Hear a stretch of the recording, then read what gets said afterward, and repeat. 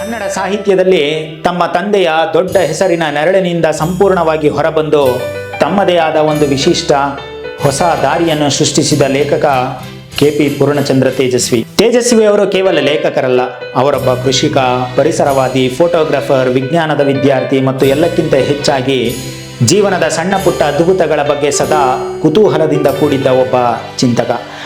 ಅವರು ನವ್ಯ ಸಾಹಿತ್ಯದ ಕಾಲದಲ್ಲಿ ಬರೆಯಲು ಶುರು ಮಾಡಿದರೂ ಅವರ ದಾರಿ ಅನಂತಮೂರ್ತಿ ಲಂಕೇಶರಿಗಿಂತ ಸಂಪೂರ್ಣ ಭಿನ್ನವಾಗಿತ್ತು. ನಗರದ ಗೊಂದಲ, ಒಂಟಿತನದ ಬದಲು ತೇಜಸ್ವಿಯವರ ಗಮನವಿದ್ದದ್ದು ಮಲೆನಾಡಿನ ಹಳ್ಳಿಗಳ ಕಡೆಗೆ, ಅಲ್ಲಿನ ಸಾಮಾನ್ಯ ಮನುಷ್ಯರ ಕಡೆಗೆ. ಅವರು ತಮ್ಮ ಓದನ್ನು, ಬರವಣಿಗೆಯನ್ನು ಬಿಟ್ಟು ಮೂಡಿಗೆರೆಯ ಕಾಫಿ ತೋಟದಲ್ಲಿ ಕೃಷಿಕರಾಗಿ ಬದುಕಲು ಆರಂಭಿಸಿದರು.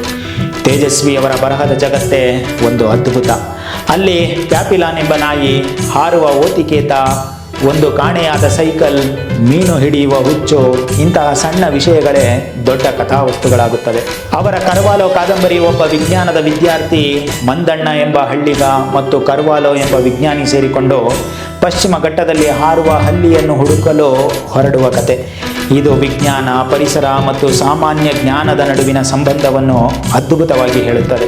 ಅವರ ಚಿದಂಬರ ರಹಸ್ಯ ಕಾದಂಬರಿ ಒಂದು ಕೊಲೆಯ ತನಿಖೆಯ ಮೂಲಕ ನಮ್ಮ ಸಮಾಜದ ಜಾತಿ ವ್ಯವಸ್ಥೆ, ಮೂಢನಂಬಿಕೆ ಮತ್ತು ರಾಜಕೀಯದ ಕೊಳಕನ್ನು ಅತ್ಯಂತ ವ್ಯಂಗ್ಯವಾಗಿ ನಡುಗಿಸುತ್ತಲೇ ಬಯಲು ಮಾಡುತ್ತದೆ.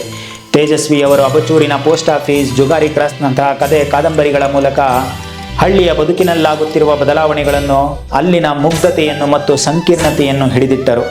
ಅವರು ಕೇವಲ ಕತೆ ಹೇಳಲಿಲ್ಲ, ಪರಿಸರದ ಕತೆ, ಮಿಸ್ಸಿಂಗ್ ಲಿಂಕ್ನಂತಹ ಪುಸ್ತಕಗಳ ಮೂಲಕ ಡಾರ್ವಿನ್ನ ವಿಕಾಸವಾದದಿಂದ ಹಿಡಿದು ಪರಿಸರ ನಾಶದವರೆಗಿನ ಗಂಭೀರ ವೈಜ್ಞಾನಿಕ ವಿಷಯಗಳನ್ನು ಅತ್ಯಂತ ಸರಳ, ತಮಾಷೆಯ ಕನ್ನಡದಲ್ಲಿ ಸಾಮಾನ್ಯರಿಗೆ ತಲುಪಿಸಿದರು.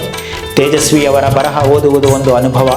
ಅದು ನಮ್ಮನ್ನು ಯೋಚಿಸಲು ಹಚ್ಚುತ್ತದೆ, ಆದರೆ ಎಲ್ಲಕ್ಕಿಂತ ಹೆಚ್ಚಾಗಿ ನಮ್ಮ ಸುತ್ತಲಿನ ಪ್ರಕೃತಿಯನ್ನು, ಜೀವನವನ್ನು ಪ್ರೀತಿಸಲು ಕಲಿಸುತ್ತದೆ.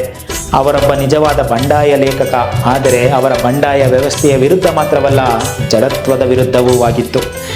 ಇದರ ಬಗ್ಗೆ ನಿಮ್ಮ ಅನಿಸಿಕೆ ಏನು ಅನ್ನೋದನ್ನು ಕಮೆಂಟ್ನಲ್ಲಿ ತಿಳಿಸಿ. ಹಾಗೆ ಈ ವಿಡಿಯೋ ಇಷ್ಟ ಆದರೆ ಲೈಕ್ ಮಾಡಿ, ಶೇರ್ ಮಾಡಿ ಮತ್ತು ನಮ್ಮ ಚಾನಲ್ಗೆ ಸಬ್ಸ್ಕ್ರೈಬ್ ಆಗೋದನ್ನು ಮರಿಬೇಡಿ. ನಮಸ್ಕಾರ.